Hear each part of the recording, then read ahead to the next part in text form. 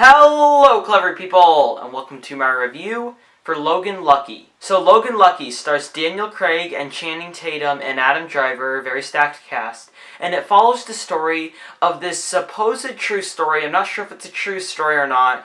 Don't back me up on that, but I believe it is, about these two absolute morons who one of them lost their job. I believe the other one, they have a job that isn't earning a lot of money, so they decide they want to rob money from a NASCAR track, I believe. It's basically where all the NASCAR races take place, and it's basically a thriving metropolis there. There is an insane amount, there's people living there, there's tons of food all the time, there's basically stuff always going on there, and there's a lot of the money that is spent on things is sent down to one area. So they want to rob the money from there and try to get away with it so that they can continue to live, and at the same time they recruit certain people such as Daniel Craig, I forget his character's name, but Daniel Craig plays him, and his two brothers to try to hack into this place and get the money.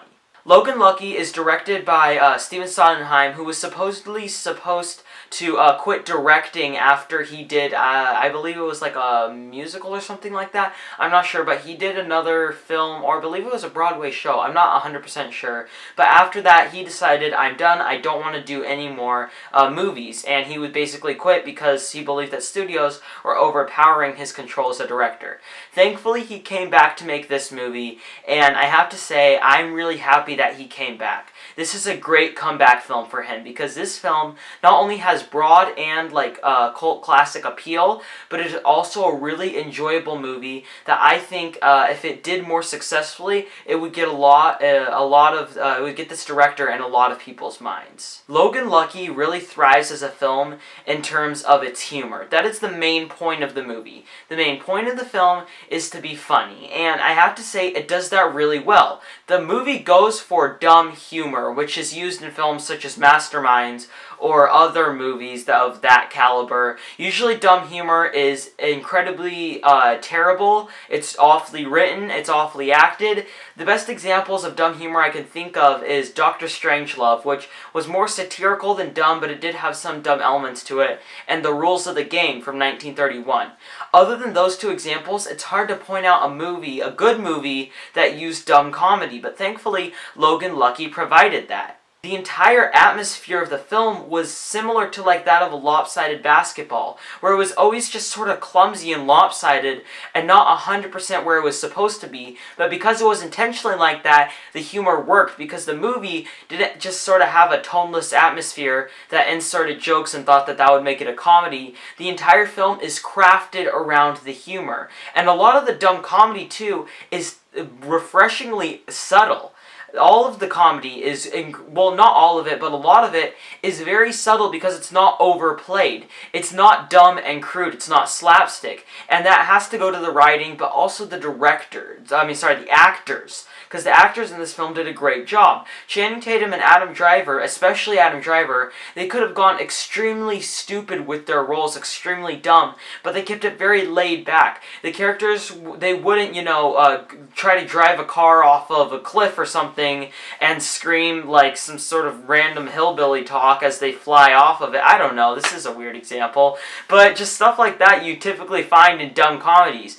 This was a grounded movie, I would say. This was a realistic movie in terms of the comedy because it never went overblown, and the actors thankfully kept it reserved, as did Daniel Craig and everyone else in the movie. And technically, this film is very well done. The editing is very great, the writing, the directing, all of it. This is just a very well done, put together movie. And also, the cinematography really isn't getting talked about enough, because I thought the cinematography in this film was very well done.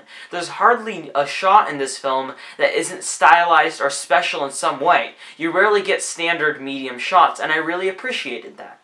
Unfortunately, Logan Lucky, other than just intending purely on the comedy, a lot of the other aspects of the film fail. Particularly the emotional subplots that they try to set up. I get why they were in the movie, and it makes sense, but I have to say they came off as very emotionally manipulative, and they were very cheesy. I guess that's what I would say. For a film that was so realistic and grounded up to then, it got really cheesy at a lot lot of the moments, not in the comedy, but in the drama, which was very weird. And the last 20 minutes of this movie went on for far too long. It's not that they shouldn't have been in there, because there are important details of the story, but they went on longer than they should have. And I think if the pace was better crafted, if they didn't make the robbery feel like such a strong conclusion, I feel like the film could have had a stronger ending, and I wouldn't have come out of the theater having some sort of a feeling of disappointment, despite having really enjoyed the movie up until those last 20 minutes. So in the end of the day, Logan Lucky is an enjoyable movie. I had a lot of fun with it. I was entertained by it. The dumb comedy works. The atmosphere that they build around the dumb comedy is great, and it's a dumb comedy for smart people. That's how I would phrase it. Unfortunately, a lot of the other aspects of the film fail because of it, but the main point of the movie is to make you laugh, and thankfully, it does that very, very well. I will give Logan Lucky a 6.75 out of 10. Alright, that concludes my review for Logan Lucky. What are your thoughts on this film, or are you happy Steven Sodenheim is back to directing? Comment in the comment section below and let me know. I'm Robert Burke, and this has been The Clever Critics. Goodbye.